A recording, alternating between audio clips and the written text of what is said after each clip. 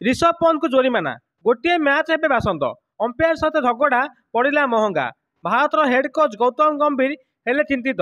ऋषभ पंत को फैंस हेले निराश। ऋषभ पंत को गोटे मैच लगिपारे बासंद।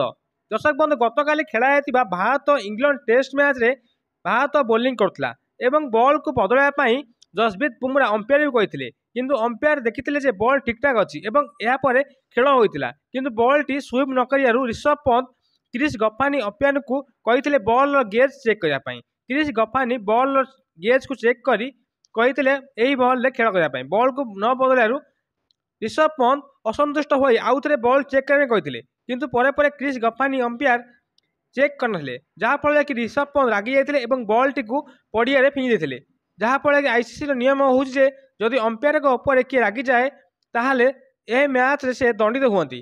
तेणुक आईसीसी नियम अनुसार ऋषभ पंत हे दंडित गोटे मैच रु बासंद हे बोली एवं जमापड़ी किंतु आईसीसी जमापड़ी जे ऋषभ पंत को वार्निंग देती जदि नेक्स्ट टाइम एमती किसी करती ताहले गोटे मैच बासंद हे जदि आउ किसी न भूल करती अंपायर न रागती ताहले से मैच खेलिए बोली जमापड़ी।